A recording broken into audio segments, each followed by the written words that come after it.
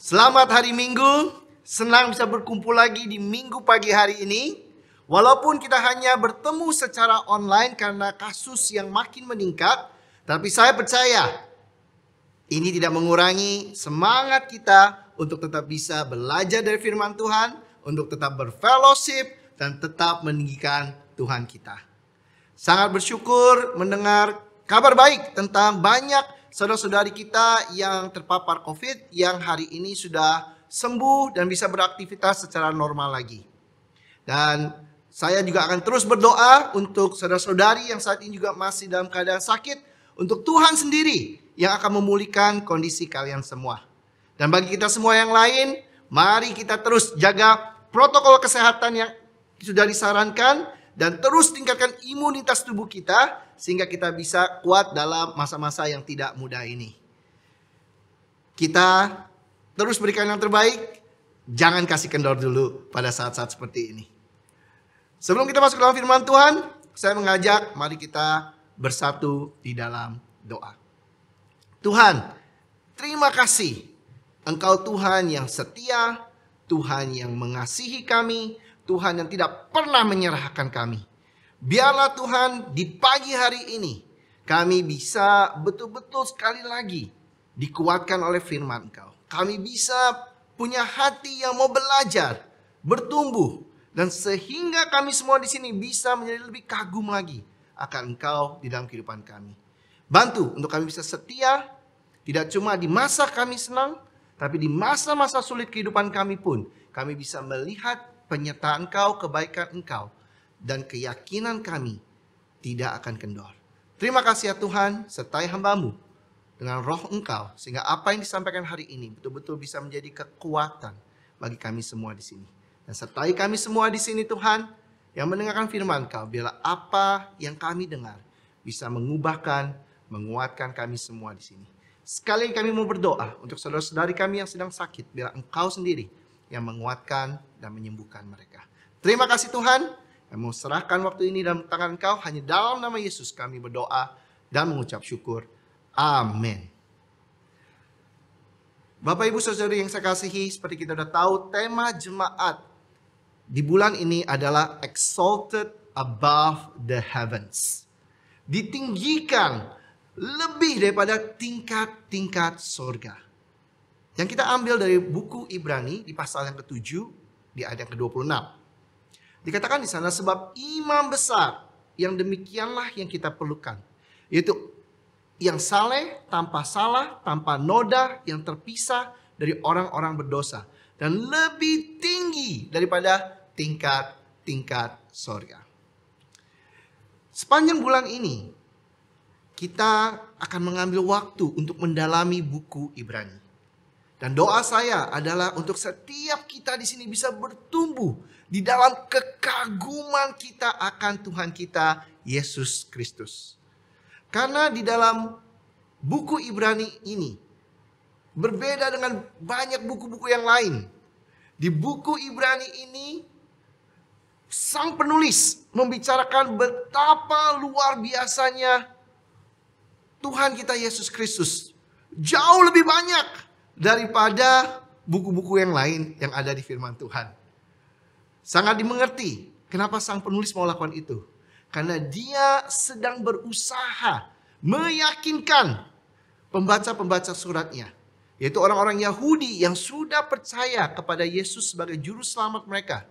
Untuk mereka tetap setia kepada keyakinan mereka. Dan tidak kembali kepada tradisi Yahudi yang mereka pernah pegang. Argumentasi-argumentasi yang diberikan di buku ini dan penjelasan-penjelasan yang diberikan sang penulis sangat-sangat baik.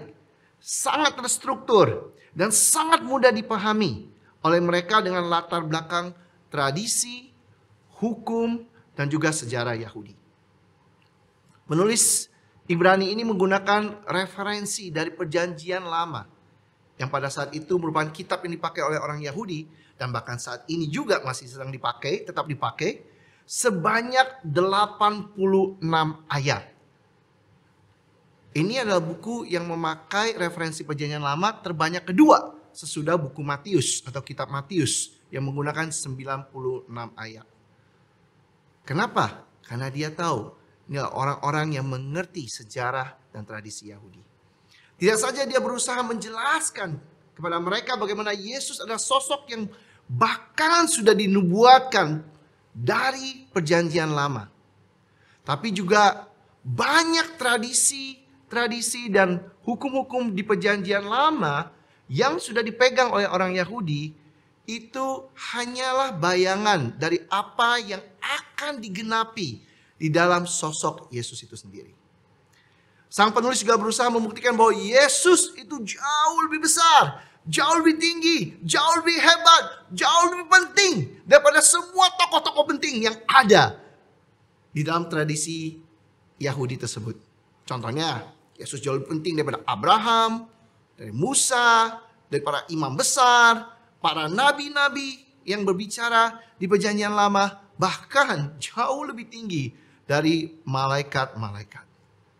Ada 3 kata yang dipakai berulang-ulang di buku Ibrani untuk menggambarkan Yesus. Kata yang pertama adalah kreiton, yang artinya jauh lebih tinggi, lebih baik, dan lebih besar. Superior to, better than, greater than. Kata ini dipakai 12 kali. Hanya di buku Ibrani saja. Kata lain yang dipakai berulang-ulang adalah kata teleios. Itu dipakai sebanyak 15 kali. Yang artinya adalah perfect, sempurna. Dan itu digunakan sebanyak 15 kali. Kata yang lain adalah kata polis. Ya, ini digunakan 10 kali. Yang artinya banyak atau lebih besar daripada. Nah, kenapa penulis mau menggunakan kata-kata ini? Kita bisa baca dan kita bisa lihat tujuan daripada penulis ini sangat jelas dan tidak berubah dari awal sampai dengan akhir daripada buku Ibrani. Yaitu menguatkan murid-murid Yesus yang mulai melemah imannya. Agar mereka bisa tetap setia dengan membantu mereka untuk kembali fokus dan kagum kepada Yesus. Bapak Ibu Saudara yang saya kasihi. Bagaimana dengan keyakinan kita hari ini sebagai seorang murid Yesus? Bagaimana keyakinan kita yang menyebut diri kita seorang Kristen? Apakah betul Yesus masih Tuhan dalam kehidupan kita saat ini? Mungkin kita masih ke gereja setiap minggunya. Masih terlibat aktif dalam pelayanan. Masih ikut dalam persekutuan. Masih sering mendengarkan atau bahkan menyanyikan lagu-lagu rohani. Dengan semangat. Tetapi pertanyaannya adalah, apakah hari ini kita kembali mulai membuat keputusan-keputusan berdasarkan cara pikir kita yang lama? Apakah hari ini kita kembali menyelesaikan masalah-masalah yang kita hadapi juga dengan cara kita yang lama? Apakah hari ini kita mulai tidak nyaman dengan nilai-nilai yang sesuai dengan firman Tuhan? Karena kita tahu nilai-nilai tersebut tidak sesuai dan sulit diterapkan mungkin di lingkungan kita. Kita mulai kompromi dan kembali kepada kehidupan kita yang lama. Kita mulai tidak nyaman dan mulai mengalami kesulitan untuk hidup dengan prioritas yang benar. Karena tuntutan hidup yang begitu banyak saat ini. Kita mulai berpikir bahkan meninggalkan jemaat dan kembali kepada dosa-dosa kita yang lama. Kembali kepada pergaulan kita yang lama. Kembali kepada kebiasaan-kebiasaan lama kita yang bahkan kita sudah tinggalkan sebenarnya. Dan kita mulai kecewa dan berpikir untuk bahkan meninggalkan Tuhan. Karena banyak doa-doa kita, keinginan-keinginan kita, pengharapan kita yang belum dicapai. Saya percaya buku Ibrani ini juga berbicara kepada kita semua pada generasi ini. Kenapa? Karena kita semua pun di sini bisa menjadi lemah. Mata kita bisa lebih tertuju kepada tawaran-tawaran dunia ini. Mata kita bisa lebih tertuju kepada masalah-masalah kehidupan kita.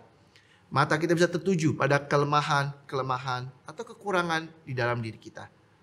Kita bisa jadi tidak yakin bahwa Yesus adalah solusi dan jawaban bagi hidup kita. Kita bisa merasa bahwa Yesus tidak lagi cukup untuk kita. Yesus tidak lagi relevan dengan hal-hal yang ada dan kita jalani dalam kehidupan kita.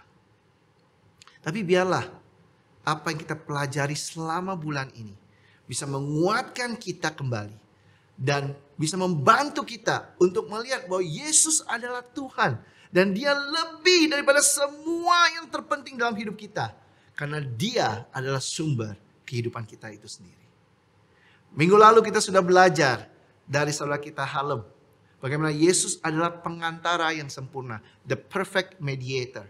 Bagaimana Yesus sebagai imam besar tidak saja dia membawa dirinya sebagai korban yang sempurna untuk menebus dosa-dosa kita, tapi dia bahkan terus berdoa dan membantu doa kita untuk bisa menjadi lebih efektif. Hari ini kita sekali lagi akan melihat alasan kenapa mata kita perlu tertuju dan perlu kita arahkan kepada Yesus. Supaya kita bisa kembali kagum kepada Yesus. Sehingga kita bisa setia kepada Tuhan sampai dengan akhirnya. Dan hari ini saya mau mengajak untuk kita fokus hanya kepada pembukaan daripada surat Ibrani itu sendiri. Mari kita mulai dari pasal pertama, ayat yang pertama. Setelah pada zaman dahulu Allah berulang kali dan dalam berbagai cara berbicara kepada nenek moyang kita dengan perantaraan nabi-nabi, maka pada zaman akhir ini Ia telah berbicara kepada kita dengan perantaraan anaknya, yang telah Ia tetapkan sebagai yang berhak menerima segala yang ada. Oleh Dia Allah telah menjadikan alam semesta. Ia adalah cahaya kemuliaan Allah dan gambar wujud Allah, dan menopang segala ada dengan firman-Nya yang penuh kekuasaan. Dan setelah Ia selesai mengadakan penyucian dosa, Ia duduk di sebelah kanan yang maha besar, di tempat yang tinggi, jauh lebih tinggi daripada malaikat-malaikat, sama seperti nama yang dikaruniakan kepadanya jauh lebih indah daripada nama mereka. Dari awal suratnya saja, tanpa basa-basi, tanpa salam salim, tanpa membuang waktu atau kalimat, sang penulis langsung mengingatkan kepada para penerima suratnya tentang siapa Yesus, tentang tujuannya, tentang kepribadiannya, tentang posisinya, kuasanya, karyanya, dan kemuliaannya. Hari ini kita akan fokus kepada 3 hal tentang siapa Yesus, hanya dalam pembukaan surat Ibrani ini saja, dan bagaimana seharusnya kita bisa merespon kepada Yesus dalam kehidupan kita. Mari kita mulai dari ayat yang pertama dan kedua sekali lagi. Setelah pada zaman dahulu Allah berulang kali dan dalam berbagai cara berbicara kepada nenek moyang kita dengan perantaraan nabi-nabi, maka pada zaman akhir ini Ia telah berbicara kepada kita dengan perantaraan anaknya, yang telah Ia tetapkan sebagai yang berhak menerima segala yang ada. Oleh Dia Allah telah menjadikan alam semesta. Bapak, Ibu, Saudari yang saya kasih, di awal bulan, ketika saya mulai kembali membaca buku Ibrani sekali lagi, ayat pertama ini langsung membuat saya terdiam. Langsung membuat saya terharu akan kasih, kesabaran, dan kesetiaan Tuhan. Saya coba bayangkan, walaupun bangsa Israel begitu bebal, Tuhan tidak pernah menyerah. Dikatakan Tuhan berusaha berbicara kepada bangsa Israel berulang kali. Enggak cuma 1-2 kali. Tidak cuma itu. Bahkan Tuhan menggunakan berbagai cara. Bukan cuma 1-2 cara. Walaupun demikian, tetap aja bangsa Israel enggak menggubris Tuhan. Padahal Tuhan sudah mulai bicara melalui sejarah, melalui puisi, melalui nubuatan-nubuatan, dan bahkan melalui Amsal. Tuhan berbicara melalui raja-raja yang ada pada saat itu seperti Daud, Salomo, dan lain-lain. Melalui kepala atau bapa bangsa seperti Musa dan Joshua. Melalui seniman seperti Asaf. Melalui petani seperti Amos. Melalui nabi seperti Elisa dan Elia. Melalui nabiah bahkan seperti Deborah. Melalui imam seperti Ezra. Melalui pegawai raja bahkan raja bangsa lain seperti Nehemia dan Daniel dan lain-lain dan lain-lain. Tapi tetap aja bangsa Israel mengeraskan hati mereka. Tapi yang menarik, walaupun demikian, Tuhan tidak menyerah. Dia kirim anaknya, sang ahli waris, Yesus sendiri, untuk datang ke dunia ini untuk berbicara langsung kepada mereka. Mengapa Tuhan hari ini mau tetap berbicara kepada bangsa Israel berulang kali dan berbagai cara? Mengapa Tuhan sampai mau menjadikan anaknya Yesus menjadi pembawa pesan, the messenger, untuk berbicara kepada bangsa Israel dan kepada kita semua hari ini? Mengapa Tuhan mau melakukan sejauh itu? Pernahkah kita ambil waktu untuk bertanya? Hari ini menurut saya ada dua hal. Yang pertama, kenapa Tuhan rela lakukan sejauh itu untuk berbicara kepada kita? Karena dia melihat sang penerima pesan, yaitu kita, itu sangat penting bagi dia. Makanya dia tidak pernah menyerah. Yang kedua, karena pesan yang dia mau sampaikan juga sangat penting. Makanya dia mau kita dapatkan pesan daripada dia tersebut.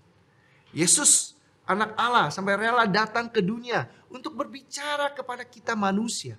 Dia rela datang menjadi pembawa pesan Tuhan, the messenger, kepada kita semua di sini.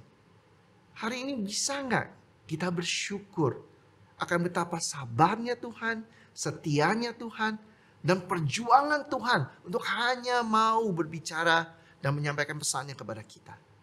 Harusnya respon kita seperti apa?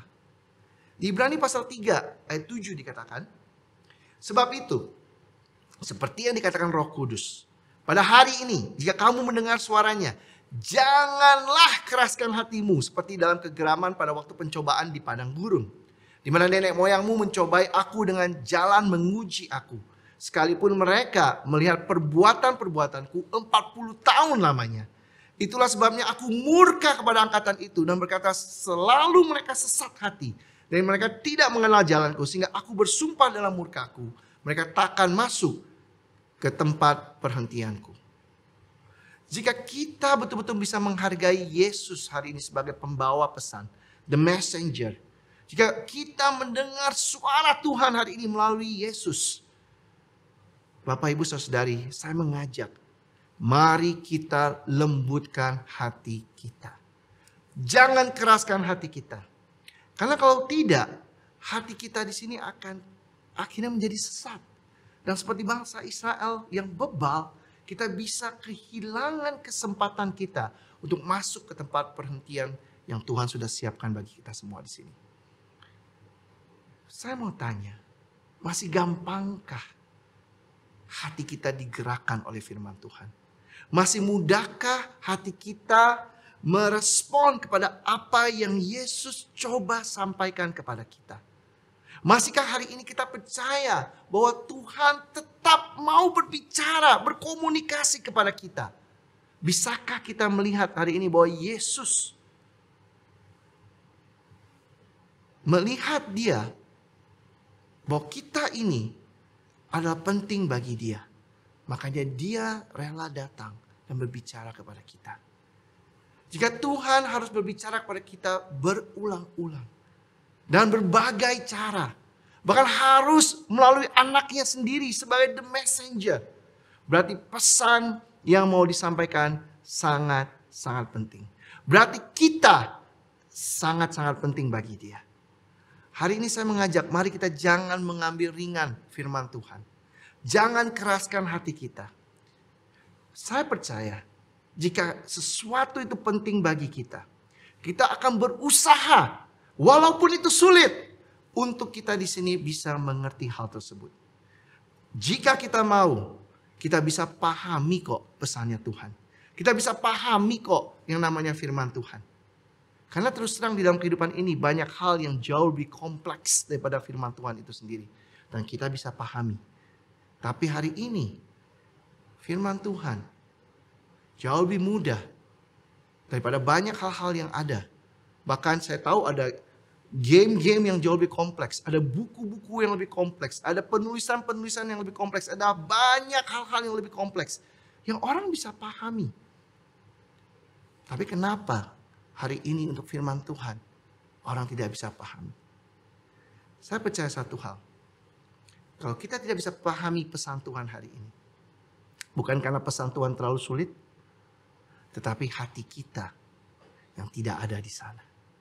Jadi kalau kita mau lembutkan hati kita, dan kita taruh hati kita di sana, kita pasti bisa memahami firman Tuhan.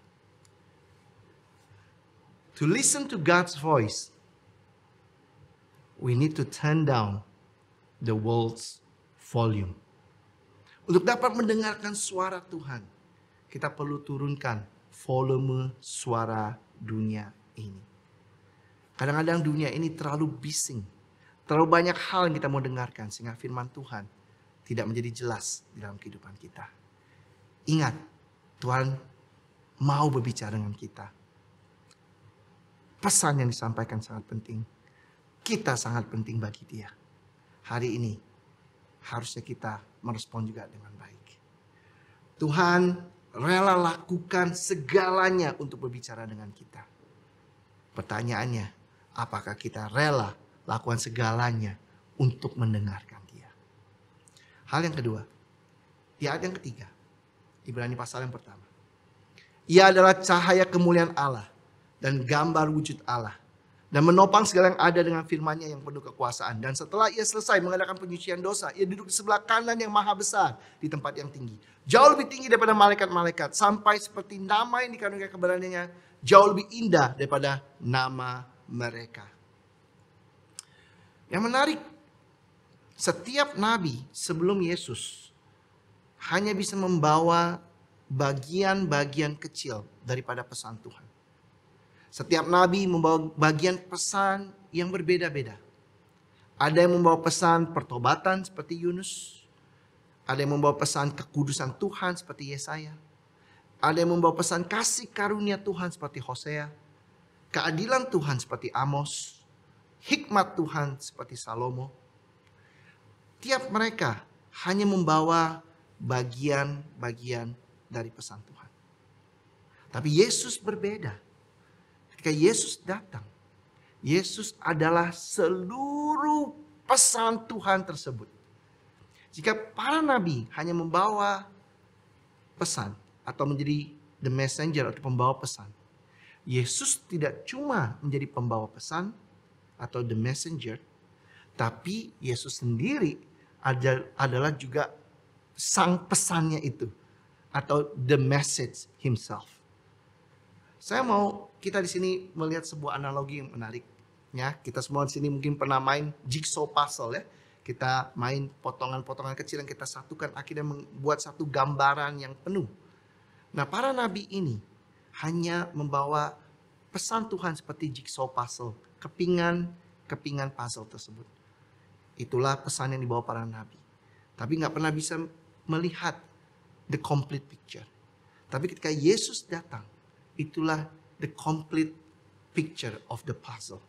Kenapa? Karena Yesus sendiri adalah pesannya, the message. Sangat menarik Yesus digambarkan dengan dua kata yang sangat penting ini.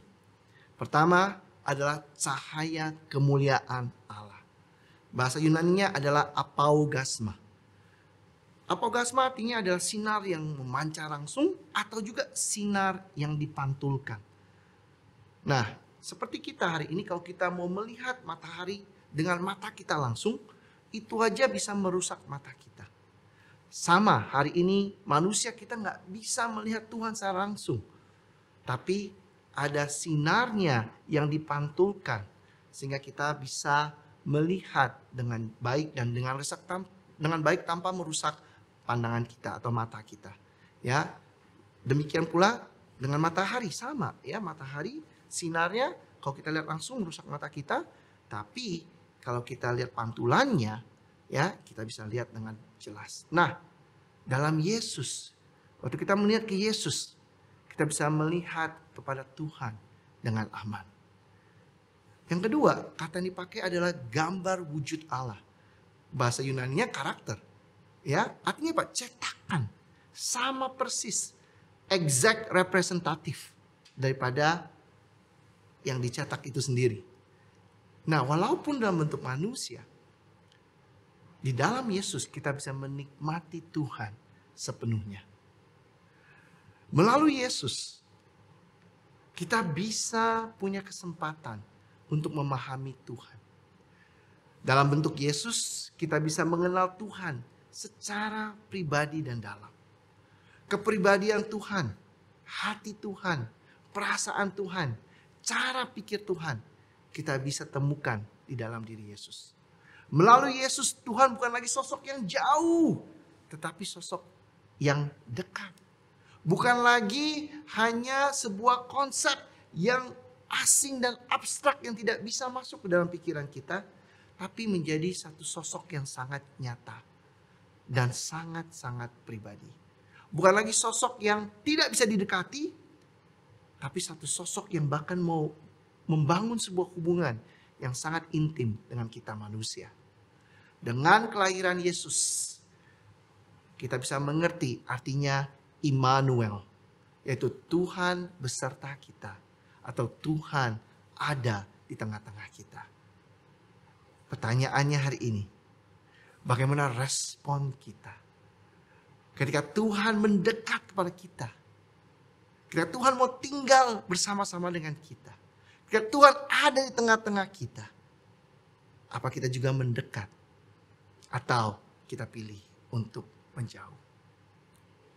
Bapak, Ibu, Saudari, Jesus is God's message to fix our mess. Yesus adalah pesan Tuhan untuk membereskan kekacauan hidup kita. Banyak hal dalam hidup kita yang kacau ini sebenarnya bisa beres kalau kita hanya mendekat kepada Tuhan. Saya suka counseling pasangan-pasangan menikah dan menjelaskan pada mereka bahwa hubungan kita suami istri ini adalah sebuah cinta segitiga antara suami, istri, dan Tuhan. Ya, semakin kita sebagai suami dekat kepada Tuhan, semakin mirip karakter kita dengan Kristus, dan juga semakin dekat istri dengan Tuhan dan semakin mirip dia juga dengan Kristus, semakin dekat ya hubungan suami dan istri. Tapi semakin jauh suami dari Tuhan dan juga semakin jauh istri dari Tuhan, semakin kita tidak memiliki karakter Kristus, semakin juga kacau hubungan kita sebagai suami istri. Berapa banyak hari ini pernikahan yang terselamatkan ketika suami dan istri hanya memutuskan bahwa mereka mau mencontohi karakter Kristus, mentaati ajarannya, dan mendekat kembali kepada Yesus. Begitu banyak pernikahan yang terselamatkan.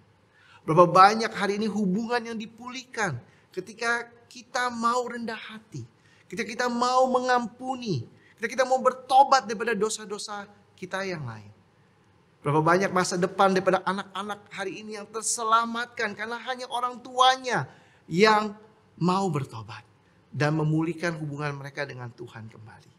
Berapa banyak keputusan fatal yang bodoh yang kita bisa hindari hari ini hanya karena kita mau taat kepada Tuhan. Di Ibrani pasal 4 ayat 14 dikatakan, karena kita sekarang mempunyai imam besar agung yang telah melintasi semua langit, yaitu Yesus anak Allah. Baiklah kita teguh berpegang pada pengakuan iman kita. Sebab imam besar yang kita punya bukanlah imam besar yang tidak dapat turut merasakan kelemahan-kelemahan kita. Sebaliknya sama dengan kita, ia telah dicobai, hanya tidak berbuat dosa. Yesus dalam wujud manusia dapat merasakan semua kelemahan kita. Dia tahu persis apa yang kita lalui.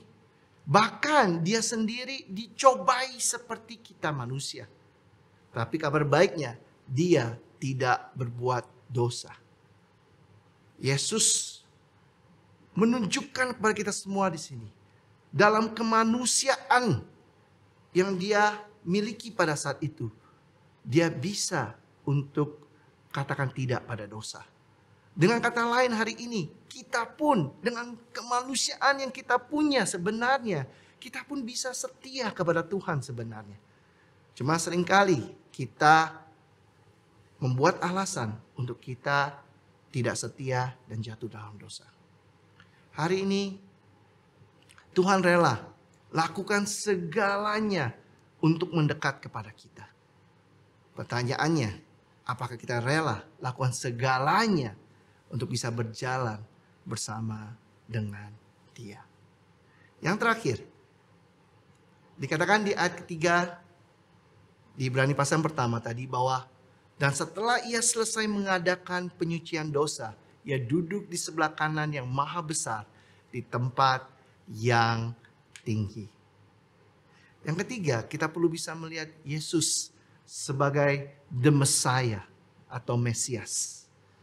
Bangsa Israel selalu menantikan sosok Mesias atau yang artinya yang diurapi. Yang mereka percaya yang akan membebaskan mereka dari perbudakan atau kekuasaan bangsa asing. Mereka percaya kerajaan Israel akan dipulihkan kembali seperti masa jaya mereka. Seperti sebuah kerajaan yang berdaulat di bawah pimpinan seorang raja yang seperti Daud. Mereka gagal melihat Yesus sebagai Mesias. Kenapa? Karena pengharapan mereka berbeda dengan apa yang Yesus lakukan. Mereka mau dibebaskan dari kekuasaan Romawi, tapi Yesus malah membebaskan mereka dari kuasa dosa. Mereka mau dipulihkan sebagai satu kerajaan Israel. Menjadi kerajaan yang berdaulat. Tapi Yesus sedang membangun kerajaan Allah, kerajaan sorga melalui mereka. Hari ini berapa sering pengharapan kita juga berbeda dengan apa yang menjadi rancangan Yesus. Berapa sering pengharapan kita juga berbeda dengan apa yang Yesus sedang lakukan dalam kehidupan kita. Berapa sering kita tidak bisa melihat Yesus sebagaimana seharusnya. Karena pengharapan yang kita mau, kita tidak capai dalam hidup kita. Berapa sering pemulihan yang kita harapkan terjadi dalam hidup kita berbeda dengan pemulihan-pemulihan yang Tuhan sedang kerjakan di dalam kehidupan kita. Saya sangat percaya ini. True restoration is not bringing things back to our liking, but bringing us back to God's likeness. Pemulihan sejati bukanlah mengembalikan keadaan kepada apa yang kita mau, tapi mengembalikan kita menjadi mirip dengan Tuhan. Tuhan mau melakukan pemulihan. Bukan pemulihan yang biasa. Bukan pemulihan yang kita mau. Tapi dia melakukan pemulihan yang sejati dalam kehidupan kita. Pertanyaannya, bisa nggak kita melihat rancangan Tuhan tersebut di dalam kehidupan kita? Bisa nggak kita terima pemulihan tersebut di dalam kehidupan kita? Percayakah kita hari ini akan apa yang Tuhan sedang lakukan? Walaupun tidak enak, walaupun tidak sesuai dengan apa yang kita mau, walaupun sulit. Kita percaya nggak bahwa Tuhan sedang melakukan yang namanya pemulihan sejati? Saya sangat percaya ketika kita dipulihkan menjadi mirip dengan Tuhan, segala sesuatu yang lain juga akan dipulihkan di dalam kehidupan kita. When we are restored to God, all good things are restored to us. Ketika kita dipulihkan kembali ke Tuhan, semua hal-hal baik juga akan dipulihkan kembali ke kehidupan kita. Bapak Ibu Saudara yang saya kasihi, Tuhan rela lakukan apa saja untuk memulihkan kita. Pertanyaan yang kita mesti jawab, apa kita rela lakukan segalanya untuk kita juga dibentuk dan dipulihkan oleh Tuhan. Hari ini hanya dari pembukaan buku Ibrani saja kita diingatkan lagi akan betapa luar biasanya Yesus yang kita sembah. Yesus adalah the messenger, sang pembawa pesan. Tuhan rela lakukan segalanya hanya untuk berbicara dengan kita manusia, untuk berkomunikasi dengan kita manusia. Saya berdoa, mari kita terus bertumbuh dalam kita juga mendengarkan Tuhan. Yesus ada the message, sang pesan itu sendiri. Tuhan rela lakukan segalanya untuk mendekat kepada kita. Itulah pesannya. Tuhan mau punya hubungan dengan kita. Hari ini saya mengajak, mari kita bertumbuh dan berjalan bersama-sama dengan Yesus. Yang terakhir, Yesus adalah the Messiah, Sang Mesias. Di mana Tuhan rela lakukan segalanya untuk memulihkan kita. Mari kita juga jangan sia-siakan.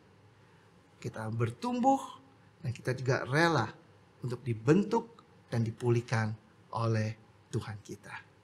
Saya berdoa bila buku Ibrani jadi buku yang bisa membantu menjaga kita untuk tetap setia sampai dengan akhirnya. Mari kita bersatu dalam doa. Tuhan, terima kasih. Di dalam kehidupan kami ini, kami gak perlu jalani sendirian. Terima kasih ada roh Engkau. Terima kasih ada firman Engkau. Terima kasih ada brother sister di sekeliling kami yang Engkau taruh untuk terus menguatkan kami. Biarlah Tuhan firman Engkau hari ini. Biarlah buku Ibrani pada khususnya. Kami mempelajarinya di bulan ini. Betul-betul menguatkan kami. Menambahkan kekaguman kami akan Engkau Tuhan. Sehingga kami bisa setia sampai dengan akhirnya. Terima kasih ya Tuhan untuk tidak pernah menyerah kepada kami. Biarlah kami juga merespon kepada Engkau dengan benar dalam kehidupan kami. Terima kasih untuk memulihkan kami. Terima kasih untuk mengasihi kami. Dalam nama Yesus kami telah mengucap syukur dan berdoa. Amin. Tuhan memberkati kita semua.